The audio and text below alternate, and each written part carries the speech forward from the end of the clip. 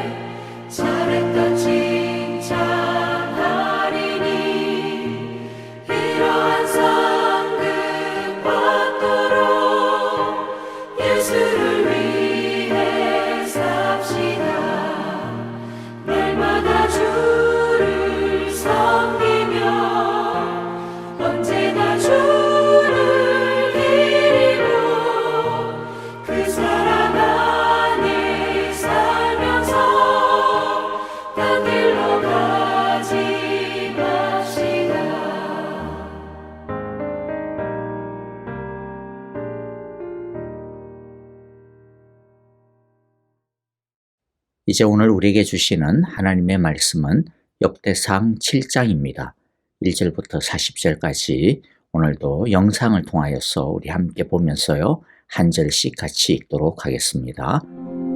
이사갈의 아들들은 돌라와 부아와 야숫과 시므론 네 사람이며, 돌라의 아들들은 우시와 르바야와 여리엘과 야메와 입삼과 스무엘이니 다 그의 아버지 돌라의 집 우두머리라. 대대로 용사이더니 다윗 때에 이르러는 그 수요가 22,600명이었더라. 우시의 아들은 이스라히야요, 이스라히야의 아들들은 미가엘과 오바댜와 요엘과 이시야 5사람이 모두 우두머리며, 그들과 함께 있는 자는 그 계보와 종족대로 능히 출전할 만한 군대가 36,000명이니 이는 그 처자가 많기 때문이며, 그의 형제 이사갈의 모든 종족은 다 용감한 장사라. 그 전체를 계수하면 87,000명이었더라. 베냐민의 아들들은 벨라와 베겔과 여디아엘 세 사람이며, 벨라의 아들들은 에스본과 우시와 우시엘과 여리못과 일이 5사람이니 다 그 집의 우두머리요 큰 용사라. 그 계보대로 계수하면 22,034명이며, 베겔의 아들들은 스미라와 요아스와 엘리에셀과 엘료에네와 오므리와 여레못과 아비아와 아나돗과 알레메시니 베겔의 아들들은 모두 이러하며 그들은 다 그 집의 우두머리요 용감한 장사라. 그 자손을 계보에 의해 계수하면 22,000명이며 여디아엘의 아들은 빌한이요 빌한의 아들들은 여우스와 베냐민과 에훗과 그나아나와 세단과 다시스와 아히사알이니 이 여디아엘의 아들들은 모두 그 집의 우두머리요 큰 용사라. 그들의 자손 중에 능히 출전할 만한 자가 17,200명이며 일의 아들은 숫빔과 훗빔이요 아헬의 아들은 후심이더라. 납달리의 아들들은 야시엘과 구니와 예셀과 살루미니 이는 빌하의 손자더라. 므낫세의 아들들은 그의 아내가 낳아준 아스리엘과 그의 소실 아람 여인이 낳아준 길르앗의 아버지 마길이니 마길은 훗빔과 숫빔의 누이 마가라 하는 이에게 장가들었더라. 므낫세의 둘째 아들의 이름은 슬로브핫이니 슬로브핫은 딸들만 낳았으며 마길의 아내 마가는 아들을 낳아 그의 이름을 베레스라 하였으며 그의 아우의 이름은 세레스이며 세레스의 아들들은 울람과 라겜이요 울람의 아들들은 브단이니 이는 다 길르앗의 자손이라. 길르앗은 마길의 아들이요 므낫세의 손자이며 그의 누이 함몰렉겟은 이스톳과 아비에셀과 말라를 낳았고 스미다의 아들들은 아히안과 세겜과 리키와 아니암이더라. 에브라임의 아들은 수델라요 그의 아들은 베레시요 그의 아들은 다하시요 그의 아들은 엘르아다요 그의 아들은 다하시요 그의 아들은 사바시요 그의 아들은 수델라며 그가 또 에셀과 엘르앗을 낳았으나 그들이 가드 원주민에게 죽임을 당하였으니 이는 그들이 내려가서 가드 사람의 짐승을 빼앗고자 하였음이라. 그의 아버지 에브라임이 여러 날 슬퍼하므로 그의 형제가 가서 위로하였더라. 그리고 에브라임이 그의 아내와 동침함에 임신하여 아들을 낳으니 그 집이 재앙을 받았으므로 그의 이름을 브리아라 하였더라. 에브라임의 딸은 세라이니 그가 아래 윗성 벳호론과 우센세에라를 건설하였더라. 브리아의 아들들은 레바와 레셉이요 레셉의 아들은 델라요 그의 아들은 다한이요 그의 아들은 라단이요 그의 아들은 암미후시요 그의 아들은 엘리사마요 그의 아들은 눈이요 그의 아들은 여호수아더라. 에브라임 자손의 토지와 거주지는 베델과 그 주변 마을이요 동쪽으로는 나하란이요 서쪽에는 게셀과 그 주변 마을이며 또 세겜과 그 주변 마을이니 아사와 그 주변 마을까지이며 또 므낫세 자손의 지기에 가까운 베스안과 그 주변 마을과 다안악과 그 주변 마을과 무깃도와 그 주변 마을과 돌과 그 주변 마을이라. 이스라엘의 아들 요셉의 자손이 이 여러 곳에 거하였더라. 아셀의 아들들은 임나와 이스와와 이스위와 브리아요 그들의 매제는 세라이며 브리아의 아들들은 헤벨과 말기엘이니 말기엘은 비르사이스의 아버지이며 헤벨은 야블렛과 소멜과 호담과 그들의 매제 수아를 낳았으며 야블렛의 아들들은 바삭과 빔할과 아스와시니 야블렛의 아들은 이러하며 소멜의 아들들은 아히와 로가와 호바와 아람이요 그의 아우 헬렘의 아들들은 소바와 임나와 셀레스와 아말이요 소바의 아들들은 수아와 하르네벨과 수알과 베리와 이므라와 베셀과 톳과 사마와 실사와 이드란과 브에라요 예델의 아들들은 여분네와 비스바와 아라요 울라의 아들들은 아라와 한니엘과 리시아이니 이는 다 아셀의 자손으로 우두머리요 정선된 용감한 장사요 방백의 우두머리라. 출전할 만한 자를 그들의 계보대로 계수하면 26,000명이었더라. 우리가 읽었던 바와 같이 7장에는 총 6지파의 족보가 짧게나마 기록이 되고 있습니다. 1절부터 5절에서는 이사갈 지파의 족보, 6절에서 12절에서는 베냐민 지파의 족보. 그런데 베냐민의 족보는 다음 8장에서 다시 한 번 더 자세하게 언급이 되어질 거고요. 베냐민의 족보가 한 번 더 언급이 되어지는 것은 베냐민 지파에서 이스라엘 초대 왕인 사울이 나왔기 때문일 것이고, 그런데 사울 왕보다 더 중요한 이유는 아마 요나단 때문이 아닐까 싶습니다. 13절에서는 납달리 지파의 족보, 납달리 지파의 족보는 그런데 단 한 절로 끝납니다. 멀리 가지도 못하고 납달리의 네 아들들의 이름만이 나올 뿐이죠. 14절부터 19절에서는 서쪽 지역에 살고 있었던 므낫세 반 지파의 족보, 그리고 20절부터 29절은 에브라임 지파의 족보, 30절부터 40절까지는 아셀 지파의 족보가 나옵니다.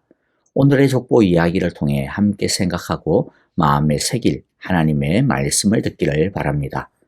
오늘 나오는 지파들은 북이스라엘을 지탱하고 있던 지파들입니다. 하지만 이들은 유다보다도 더 빨리 망했습니다. 이들이 유다보다 훨씬 더 강했거든요.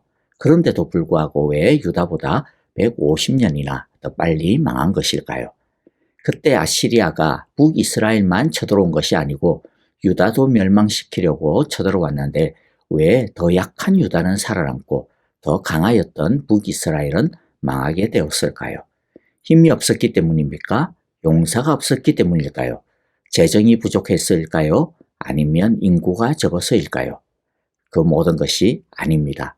오늘 이들의 족보를 언급하면서 역대기 저자는 흥미로운 표현을 반복해서 언급을 하고 있는 것을 보게 되어지는데요.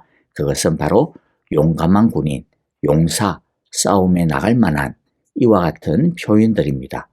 2절, 4절, 5절에서 이사갈 지파를 언급할 때도 그렇게 이야기하고 있고요. 그리고 7절과 9절에서 베냐민 지파를 언급할 때도 동일하게 표현을 하고 있고 11절에서도 마찬가지입니다. 그리고 40절에서도 아셀 지파를 언급할 때도 동일한 표현들이 반복이 되는 것을 볼 수가 있습니다. 그러면 여기에 언급이 안 된 므낫세 반지파나 에브라임 지파는 약하고 용사가 없었기 때문에 언급이 안 되었을까요? 그렇지 않습니다. 므낫세 지파나 에브라임 지파는 북이스라엘을 구성했던 10지파 중에서 세력이 가장 강력했던 지도적인 위치에 있던 지파들입니다. 그러니까 다른 지파들은 이렇게 강했어, 이렇게 용사가 많았어 라고 이야기를 하면서 다른 지파들이 이렇게 강했는데 그러면 에브라임과 므낫세는 오죽 더 말할 필요가 없지 않겠냐라고 하는 그런 뜻인 것이죠. 이처럼 역대기 저자는 북이스라엘의 여러 지파들이 굉장히 힘이 강성한 지파들이었음을 강조하고 있습니다. 힘이 강했고 용사였으며 우두머리였음을 강조하는 이유가 무엇일까요? 북이스라엘 지파들이 전쟁에서 지고 망한 원인이 힘이 없었기 때문이 아니라는 것을 말하고자 하는 것입니다. 힘과 용기가 없어서 망한 것이 아니라 군사력과 재정이 약해서 망한 것이 아니라 하나님 앞에 불순종했기 때문에 망했다라고 하는 이 영적인 진리를 우리가 더 이상 망각하지 말자. 다시는 그러한 과거를 반복하지 말자라고 하는 뜻으로 이것을 강조하여 기록하고 있는 것입니다. 북이스라엘은 다른 나라들처럼 많고 강한 군대를 마련하면 안전할 것이라고 생각을 했습니다. 많은 부를 축적해두면 어떠한 어려움이 와도 능히 버티고 견딜 수 있을 거라고 생각했습니다. 하지만 북이스라엘의 역사가 보여주는 것이 무엇입니까? 인간의 강하다라고 하는 것이 얼마나 부질없는지를 지금 보여주고 있는 것이죠. 눈에 보이는 자기의 힘을 의지하려고 하는 그 인간의 착각이 얼마나 위험한 생각인지를 지금 보여주고 강조하고 있는 것입니다. 저자는 이런 북이스라엘의 역사를 통해 이제 다시 새로운 이스라엘을 시작하려고 하는 자신들의 백성들에게 자신들이 하나님 앞에 다시 쓰임받고 일어서기 위해서는 힘을 키우고 부국 강병을 이루는 것이 중요한 것이 아니라 하나님께 회개하고 순종하는 백성으로 나아가는 것만이 살 길이라고 하는 것을 강조하여 주장하고 있는 것입니다. 오늘 이 말씀을 통해 우리가 마음에 새겨야 하는 진리는 또한 분명할 것입니다. 우리는 무엇을 추구하고 있고 무엇을 보면서 안정감을 가지고 있느냐라고 하는 질문을 주님께서 던지고 있는 것이죠. 북이스라엘처럼 이 세상의 강함과 많음만을 추구하고 그러면서 하나님을 잊어버리거나 하나님이 뒷전으로 내몰리게 되면 우리가 쌓은 부와 힘이 아무리 많고 강할지라도 그것이 우리를 안전하게 지켜주지 못할 것이라는 것을 말씀하고 있는 것입니다. 그러므로 예수님께서 말씀하여 주신 한 어리석은 부자의 자랑과 그 허망함을 우리가 오늘 이 말씀을 보면서 같이 곰곰이 새겨보아야 할 것 같습니다. 이 비유를 그대로 한번 읽어 드릴 테니까 이 말씀을 읽으면서 우리 마음 가운데 한번 생각하고 묵상하기를 바랍니다. 누가복음 12장 16절에서 21절의 말씀입니다. 그리고 그들에게 비유를 하나 말씀하셨다. 어떤 부자가 밭에서 많은 소출을 거두었다. 그래서 그는 속으로 내 소출을 쌓아둘 곳이 없으니 어떻게 할까 하고 궁리하였다. 그는 혼자 말하였다. 이렇게 해야 되겠다. 내 곡간을 헐고서 더 크게 짓고 내 곡식과 물건들을 다 거기에다가 쌓아두겠다. 그리고 내 영혼에게 말하겠다. 영혼아, 여러 해 동안 쓸 많은 물건을 쌓아두었으니 너는 마음 놓고 먹고 마시고 즐겨라. 그러나 하나님께서 말씀하셨다. 어리석은 사람아, 오늘 밤에 내 영혼을 내게서 도로 찾을 것이다. 그러면 내가 장만한 것들이 누구의 것이 되겠느냐? 자기를 위해서는 재물을 쌓아두면서도 하나님에 대하여 부요하지 못한 사람은 이와 같다. 아멘. 그러므로 여러분, 이 세상에 힘을 쌓는 것에 전전긍긍하지 말고 거기에 온 힘을 갖다가 다 쏟지 말고 악한 길에서 떠나 두 손 들고 겸손히 주님의 은혜를 바라보는 태도, 주님의 얼굴을 구하는 이 간절한 태도가 우리 모두에게 있기를 바랍니다. 내가 의지하는 분이 오직 하나님임을 고백하며 온전히 변화되기를 원하시는 그 주님의 뜻 가운데 우리 자신의 중심을 주님께 드리는 우리 모두가 되시기를 바랍니다. 우리가 의지하는 것이 오직 하나님의 얼굴뿐이고 우리가 정말로 의지하는 분은 오직 하나님 한 분뿐이며 하나님의 도움만을 구하며 살아가기에 하나님께서 우리의 인생을, 우리의 가정을, 우리의 교회를 세우시며 회복시켜 주시는, 풍성하게 채워주시는 그 역사를 우리 모두가 놀랍게 경험하며 살아갈 수 있게 되기를, 그러한 삶을 간절히 사모하는 우리 모두가 되어지기를 간절히 바랍니다. 힘이 없어서 망한 것이 아니라 불순종으로 망했다라고 하는 이 진리를, 하나님을 의지하지 않아서 망했다라고 하는 이 진리를 우리 모두가 다시 한 번 더 마음에 새기고 붙들고 그리하여 오직 하나님만 의지하며 바라보며 하나님의 얼굴을 구하는 인생으로 살아가는 우리 모두가 다 되시기를 간절히 기도하고 축복합니다. 오늘 두 번째 살펴볼 것은요, 에브라임에 대한 짧은 이야기입니다. 에브라임은 블레셋 가드 사람들과의 충돌로 인해 두 아들 에셀과 엘르앗을 잃게 됩니다. 아마도 이 사건은 이스라엘 백성들이 이집트의 고센 지방에서 목축하고 있을 때에 블레셋 사람들이 쳐들어와서 생긴 일이 아닌가 싶습니다. 에브라임은 두 아들을 잃고 슬퍼하는 중에 하나님께서 새로운 아들을 주셨는데 그의 이름을 브리아라고 하였습니다. 브리아는 고통 중에 혹은 불행이라고 하는 뜻입니다. 그러나 하나님은 이 불행과 고통 속에서 이스라엘의 놀라운 구원의 역사를 시작하고 계셨습니다. 이 새로 얻은 아들 브리아를 통하여 하나님은 훗날 이스라엘을 가나안으로 이끌고 갈 가나안의 정복자 눈의 아들 여호수아를 준비하고 계셨던 것입니다. 물론 브리아로부터 여호수아까지는 금방 걸린 것이 아닙니다. 물경 400년이나 가까운 시간의 기다림이 있었습니다. 그런데 우리에게는 그 시간이 너무나도 긴 시간이긴 하지만 우리의 짧은 인생으로 보면 400년은 우리가 경험할 수 없는, 우리한테는 사실 어떻게 보면 없는 시간이다, 그렇게 느껴질 수가 있겠죠. 하지만 하나님의 시간 속에서는 그것은 아무것도 아닌 것과 같았습니다. 너무나도 짧은 찰나와 같은 것이죠. 이 말씀을 통하여 하나님께서 주시고자 하시는 메시지가 무엇일까요? 지금 이스라엘 사람들은 하나님 나라의 회복을 기다리고 있습니다. 이들은 바벨론으로 포로로 잡혀갔다가 70년 만에 돌아왔는데 그 뒤로도 100년, 200년 가까운 시간이 지났을 것입니다.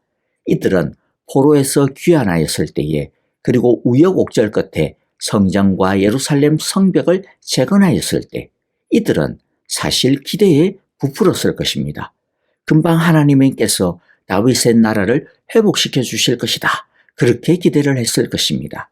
하지만 이들의 기대와는 달리 성전을 회복한 다음에도 예루살렘 성벽을 재건한 다음에도 하나님께서 다윗의 나라를 회복시켜 주실 그러한 것들은 보이지가 않았습니다. 너무나도 더뎠습니다. 낌새가 보이지도 않고 있었습니다. 그러는 가운데 이들은 점점 지쳐갔을 것입니다. 꿈은 식어가고 그 꿈을 꾸는 사람들은 점점 줄어갔을 것입니다. 이제는 그냥 세상과 타협하면서 하나님 나라는 예배 속에서만 거하는 이상으로 갇혀가고 있었습니다. 이들에게 있어서 지금의 상황은 바로 브리아와 같은 고통이었습니다. 그런데 브리아의 슬픔 가운데 하나님께서 조용히 일하시고 있었음을 오늘 역대서 저자는 보라고 하고 있는 것이죠. 모든 사람들이 브리아의 슬픔만 보고 있을 때, 브리아의 슬픔에 묻혀 있을 때, 그러나 하나님은 그 슬픔 가운데 준비하고 계셨다라고 하는 것입니다. 400년이나 되는 시간 동안 사람들은 하나님을 원망하기도 하고 하나님을 잊어버리기도 했지만, 그러나 하나님은 여호수아를 준비하고 계셨던 것입니다. 사실 우리는 뭐든지 내가 보고 싶어 하고 내가 쥐고 싶어 합니다. 그렇지 않으면 실망하고 하나님을 원망하게 되죠. 그러나 우리는 하나님의 시간에 맞추는 법을 배워야 할 것입니다. 지금 당장 내 손에 쥐어지는 것이 없다 하더라도, 지금 당장 내가 원하는 대로 이루어지지 않는다 하더라도 그것을 가지고 하나님을 원망하고 실망하는 것이 아니라 내 믿음의 기도는 지금 내 눈에 보이지 않아도 하나님께서 기억하시고 이루어가고 계신다라고 하는 것을 우리가 믿음으로 보아야 할 것입니다. 역대기 저자가 꿈꾸었던 하나님 나라의 회복과 건설은 그때로부터 300년, 400년이 지난 후 나사렛 예수라는 청년을 통하여 이루어지게 됩니다. 예수님이 세우시고 이루신 하나님의 나라도 또한 어떻습니까? 사실 그 시작은 겨자씨와 같았습니다. 너무나도 초라하고 미약했습니다. 그래서 세례 요한조차도 예수님께 당신이 진짜 약속하신 그분이 맞습니까? 라고 질문을 했을 정도였습니다. 그러므로 오늘 이 시간 우리가 기도할 때 이렇게 기도했으면 좋겠습니다. 하나님, 내 시대를 뛰어넘어 하나님의 일하심을 볼 수 있는 믿음의 눈을 주옵소서. 아무것도 일어나지 않아 보이는 이 세상 속에서 브리아와 같은 슬픔이 있는 우리의 삶 속에서 그러나 보이지 않게 준비하고 일을 이루어가고 성취하시는 하나님의 신실하심을 믿는 소망의 믿음을 주옵소서라고 우리 모두 함께 기도하기를 바랍니다. 이제 말씀을 마무리합니다. 이 세상의 용사와 힘을 쌓느라 하나님을 놓쳐버리는 어리석은 사람들이 되어지 않기를 우리 함께 기도하고 깨어있기를 간절히 바랍니다. 잠언 3장 5절과 6절에 있는 그 말씀, 너는 마음을 다하여 하나님을 의뢰하고 내 명철을 의지하지 말라. 너는 범사의 그를 인정하라. 그리하면 내 길을 지도하시리라 라는 이 말씀을 따라 우리 모두 하나님을 의지함으로 하나님의 인도하심과 지키심과 풍성케 하심을 우리 모두 경험할 수 있는 삶을 살아가게 되시기를, 그 축복을 누리며 살기를 간절히 바라고 축복합니다. 혹여나 지금 브리아와 같은 고통과 슬픔, 아픔이 있습니까?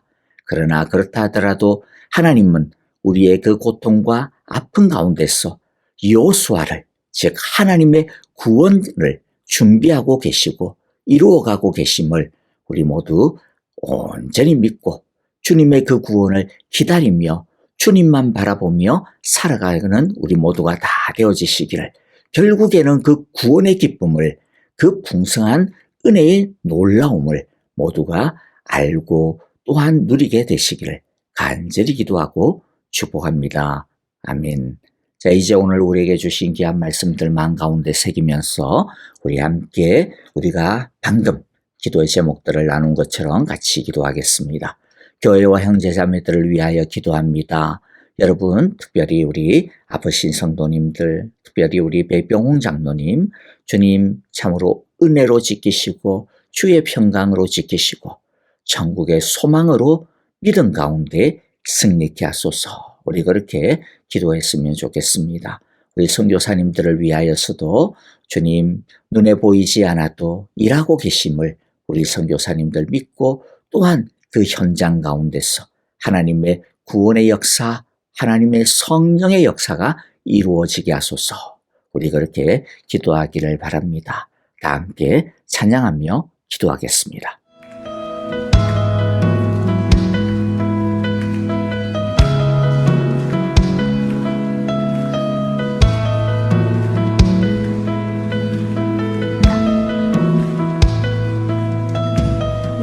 내게로부터 눈을 들어 주를 보기 시작할 때 주의 일을 보겠네. 내 작은 마음 돌이키사 하늘에 꿈꾸게 하네. 주님을 볼 때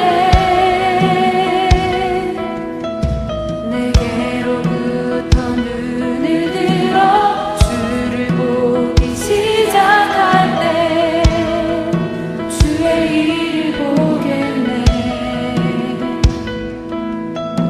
내 작은 마음 돌이키사 하늘에 꿈꾸게 하네. 주님을 볼 때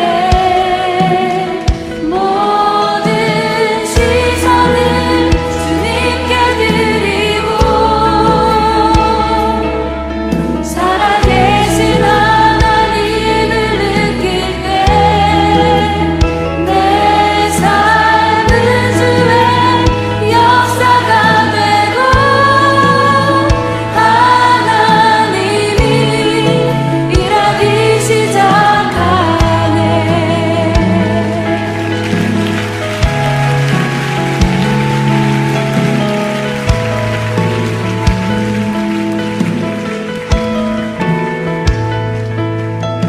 성령이 나를 변화시켜 모든 두려움 사라질 때